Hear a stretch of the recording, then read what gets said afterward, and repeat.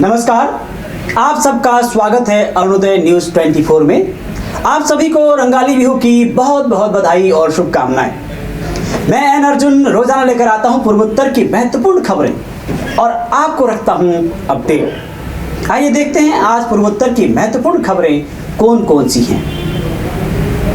असम 7 दिवसीय रंगाली बिहू की रंगारंग शुरुआत। असम में आज से 7 दिवसीय रंगाली बिहू की रंगारंग शुरुआत हुई।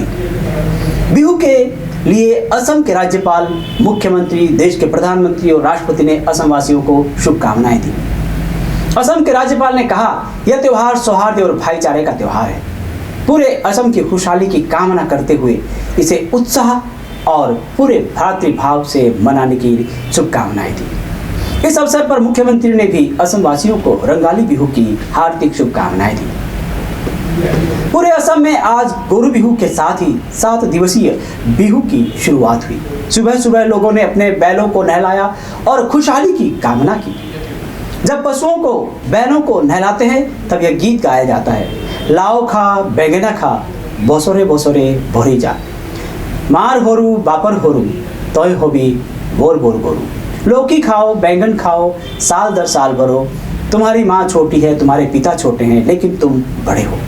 और फिर आसाम के लोग भी मवेशियों की पूजा करते हैं। गुवाहाटी और राज्य के अन्य हिस्सों में कई बिहू उत्सव समितियों ने सप्ताह भर चलने वाले रंगाली बिहू कार्यक्रमों का आयोजन किया है।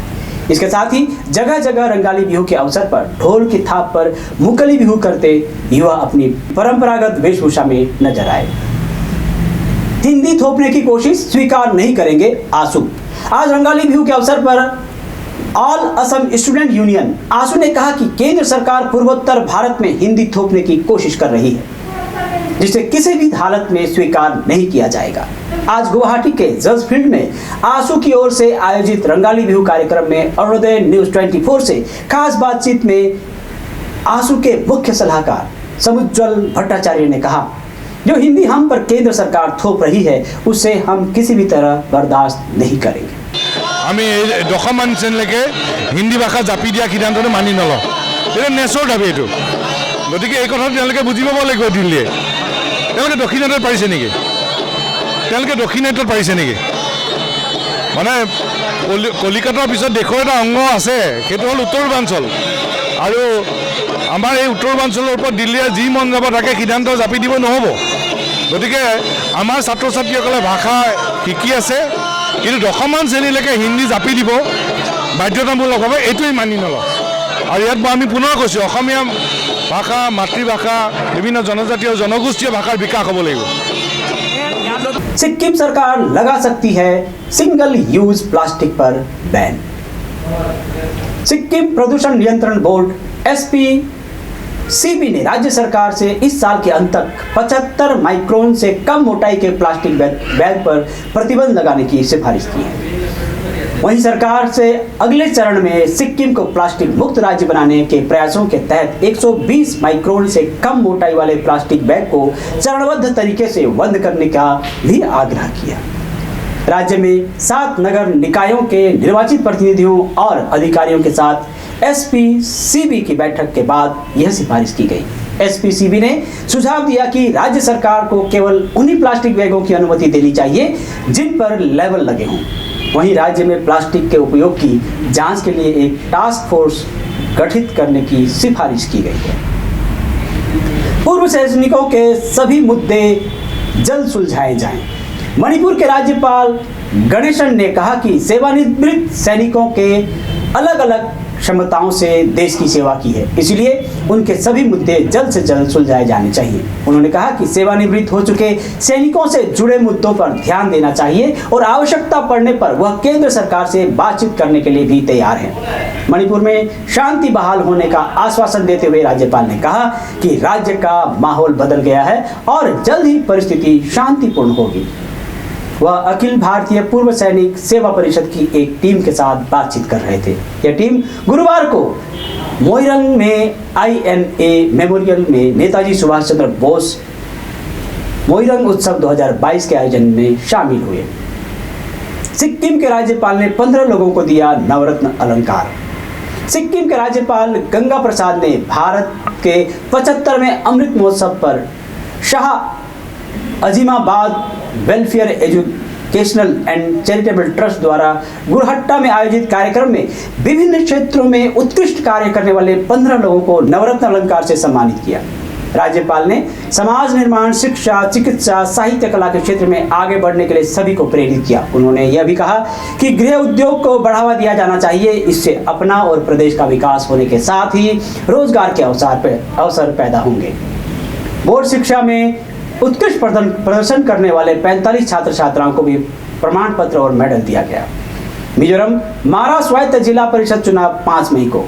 मिजोरम में सत्ताधारी दल मिजो नेशनल फ्रंट समेत विभिन्न राजनीतिक दलों ने 5 मई को होने वाले मारा ऑटोनोमस डिस्ट्रिक्ट काउंसिल MADC के लिए होने वाले चुनाव के लिए उम्मीदवारों के नाम जारी कर दिए हैं।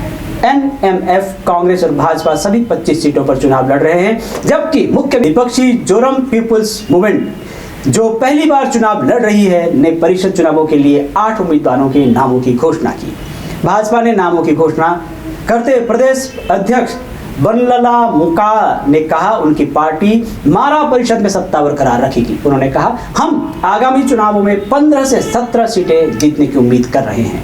25 सदस्यीय MADC के लिए मतदान, जबकि नाम वापस लेने की आखिरी तिथि 18 तय की गई है। तृणमूल कांग्रेस ने मेघालय सरकार के खिलाफ खोला मोर्चा। मेघालय पूर्वोत्तर राज्यों में 10वीं तक नियमित पाठ्यक्रम में हिंदी को अनिवार्य विषय के रूप में पढ़ाए जाने को लेकर भाजपा सरकार के फैसले की तृणमूल कांग्रेस ने कड़े शब्दों में निंदा की। विधानसभा में वरिष्ठ तृणमूल कांग्रेस विधायक और विपक्षी नेता डॉक्टर मुकुल मंडा संगमा ने गुरुवार को भाजपा सरकार के इस फैसले की आलोचना की। डॉक्टर मुकुल ने कहा, गृहमंत्री अमित शाह ने जब यह कहा कि पूर्वोत्तर राज्यों के विद्यालयों में हिंदी को नियमित पाठ्यक्रम में शामिल करने के प्रस्ताव पर सभी राज्यों ने सहमति दे दी है, तो इस बात पर मैं असंमत हुआ। इसका मतलब है कि उन्होंने पूर्वोत्तर के सभी नेताओं को एक मंच पर लाकर इसके लिए तैयार कर लिया है, लेकिन मैं इसकी आलोचना करता हूं। तृणमूल विधायक ने कहा कि इस तरह का कोई भी फैसला लोगों पर थोपने से पहले विभिन्न समुदायों से जुड़े स्थानीय लोगों की भावनाओं को आदर और सम्मान दिए जाने की जरूरत है। संगमा ने NDA सरकार के फैसले का बचाव करने के लिए मुख्यमंत्री कोरनाड संगमा की भी आलोचना की, उन्हें हिंदी सीखने की नसीहत दे डाली। मेघालय कोर्ट ने पूछा, हिरासत में कितने लोगों की हुई मौत? मेघालय उच्च न्यायालय की एक खंडपीठ ने कारागार महानिरीक्षक को एक अतिरिक्त शपथ पत्र न्यायालय में पेश करने को कहा है, जिसमें 2012 से हिरासत में हुई मौतों का पूरा आंकड़ा हो। राज्य में हिरासत में हुई मौतों और हिंसा तथा कारागार के हालातों से जुड़े दूसरे मामले में हुई मौत से संबंधित एक याचिका पर सुनवाई के दौरान मुख्य न्यायाधीश न्यायमूर्ति संजीव बनर्जी और न्यायमूर्ति हमारसान सिंह थांक्यू ने कहा कि इस दस्तावेज का प्रति सत्यापन राज्य के मुख्य सचिव द्वारा किया जाएगा और दोनों दस्तावेज 10 दिन के भीतर न्यायालय में पेश किया जाने चाहिए। न्यायालय ने आदेश में कहा कि बेहतर रहेगा कि इस मामले में तिथि निर्धारित कर दी जाए। न्यायालय में पेश किए जाने वाला यह दस्तावेज यह भी निश्चित करेगा कि इसमें दी गई संख्या से एक भी अधिक मौत हिरासत में नहीं हुई है, और अगर इसमें किसी तरह की गड़बड़ी पाई गई या किसी व्यक्ति का नाम बाद में हिरासत में मरने वाले के रूप में सामने आया तो कारागार महानिरीक्षक के खिलाफ उचित कार्रवाई की जा सकती है। शेरमन अली अहमद कभी कांग्रेस का हिस्सा नहीं थे। मंडल कांग्रेस को मुनाफिक यानी पाखंडी करार दिए जाने के बाद विधायक अब्दुल राशिद मंडल ने शेरमन का जवाब देते हुए कहा कि वह कभी कांग्रेस का हिस्सा ही नहीं थे। मंडल ने कहा कि जो लोग कांग्रेस विरोधी हैं वे कांग्रेस द्वारा किए गए विकास को स्वीकार करने से इनकार करते हैं। उन्होंने कहा, शेरमन एक ऐसे व्यक्ति हैं जो विकास को स्वीकार करने से इनकार करते हैं। उल्लेखनीय है कि विधायक शेरमन अली अहमद ने कल ही कहा था कि मियां समुदाय को कांग्रेस का समर्थन नहीं करना चाहिए क्योंकि वह भाजपा से बेहतर नहीं है। शेरमन अली अहमद ने कहा, असम में मियां समुदाय को भाजपा से ज्यादा कांग्रेस से डरने की जरूरत है। उन्होंने कहा कि अगर भाजपा काफिर है तो कांग्रेस मुनाफिक यानी पाखंडी है। उन्होंने दावा किया कि असम में बीजेपी ने पिछले 70 सालों में कांग्रेस से ज्यादा विकास किया। त्रिपुरा युवक को बांग्लादेशी पुलिस ने मारी गोली। दक्षिण त्रिपुरा जिले के पीआर बारी थाना क्षेत्र के सिद्धिनगर इलाके स्थित भारत बांग्लादेश अंतर्राष्ट्रीय सीमा के पास तालाब साफ करते समय एक 32 वर्षीय व्यक्ति को गोली मारी गई।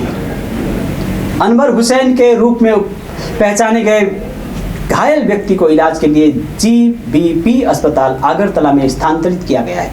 सूत्रों ने बताया कि हुसैन मुस्लिम पारा का रहने वाला है, जो कंटीले बाड़ वाले स्तंभ संख्या 2133 के बाहर स्थित है। गोली चलने की खबर फैलते ही तनाव बढ़ गया। इलाके के स्थानीय लोगों ने आरोप लगाया कि बांग्लादेश के पुलिस कर्मियों ने उस पर गोलियां चलाई। हालांकि फुलगामी पुलिस स्टेशन के बांग्लादेश पुलिस ने आरोपों से इनकार किया है। तो ये थी पूर्वोत्तर की आज की बड़ी खबरें। आप सबको रंगाली बिहू की बहुत बहुत शुभकामनाएं। पूर्वोत्तर से जुड़े रहने के लिए देखते रहिए अरुणोदय न्यूज़ 24। नमस्कार।